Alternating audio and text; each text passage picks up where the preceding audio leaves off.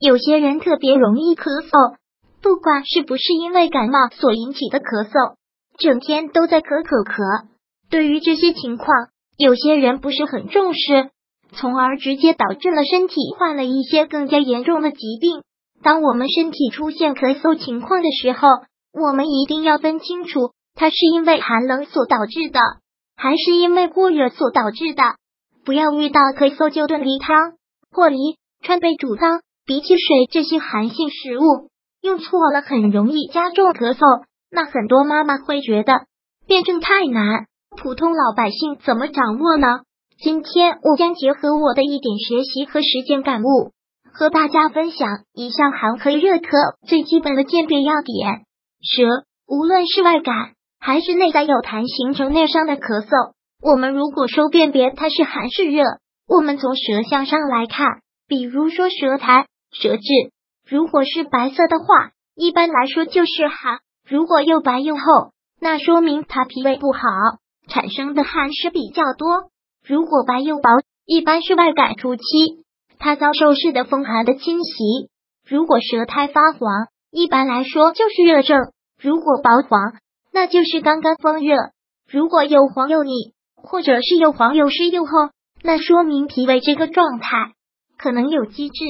或者积滞以后都已经化成湿热了。痰，如果想要辨别肺是寒是热的话，最直接的是痰。如果吐出来的痰是黄色的话，那是热；如果是白色的话，那就是寒症。有的宝宝痰是清晰的泡沫痰，这也是典型的寒咳的表现。需要注意的是，早晨的鼻涕、早晨的痰都不算，还有早晨的小便都会发黄，经过一夜基本上都是以发黄为主。所以我们提取这些症状，最好是上午或者下午，比较准确一些。刚才说的是舌苔和痰，最准的是痰。有些妈妈可能会问，有些宝宝小，不会吐痰怎么办？那么我们可以用够天吐开痰法，帮助孩子把痰液排出来。具体手法可以参考，孩子有痰咳不出来怎么办？一文，如果用了这样的手法，宝宝的量依然没有，怎么办？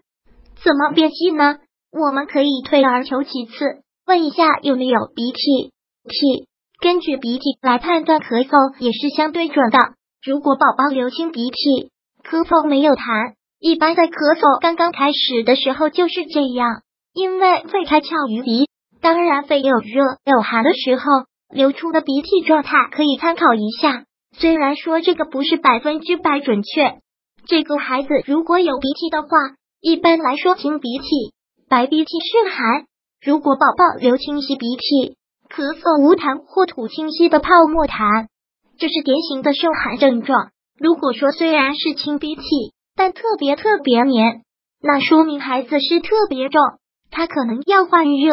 如果完全是黄鼻涕，甚至黄绿鼻涕，是热象，当然也会出现鼻涕是黄的，痰是白的，这种可能是胆经有热但肺是寒的，或是因为患热部位前，所以鼻涕黄而痰还是白的，也会出现清白鼻涕，但痰是黄色的。这类寒热错杂的情况，可以根据寒热的部位、程度进行寒热同调。总的来说，寒咳往往伴有清鼻涕、清晰的白色痰、舌质淡红、苔白；热咳多由积食，内热较重，咳嗽痰多、黄黏、舌质红、苔黄腻。鼻涕和痰来说，最主要看是痰是第一，鼻涕是第二。如果说他没有鼻涕，痰也没有咳出来，我们一定要看他的舌苔，还有是手心的温度、湿度，还有大小便情况。我们用这些情况来判断孩子在寒的状态还是热的状态。寒咳、热咳的食疗及中药使用注意：陈皮、萝卜皮水主要适合寒性咳嗽、消积、腹胀。陈皮在中药中理气、消积；健脾、萝卜消食、止咳，又能清胃热，两者配合更是事半功倍，而且非常安全。全是食物，寒凉的止咳的食疗，比如枇杷止咳露、川贝炖梨绝对不能吃，而是要喝温热的花椒炖梨、盐蒸橙子、烤橘子、金桔蜜等。双皮水是一款表现不错的热咳食疗法。当孩子出现咳嗽、黄痰、黄鼻涕，或者孩子有及时出现口臭、打嗝、腹胀、大便偏干、舌苔白厚或黄厚时，可以喝双皮水，以及我们常听说的川贝炖梨。如果宝宝咳了一段时间，咳嗽不频繁了，偶尔咳几声，比如运动后咳等，鼻涕转为白鼻涕，这通常是感冒、咳嗽快好的表现。要重点补提，可以给宝宝喝一些山药水，用干的生山药10克，加一小锅水，煮开后小火再煮19分钟，水放温后给宝宝喝。其实对于大人来说，怎么样都好，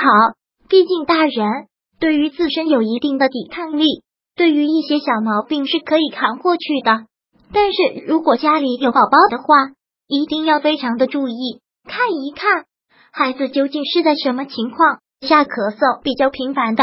究竟是因为哪些原因所导致的。如果喜欢本视频，请分享并订阅本频道，别忘了按赞哦。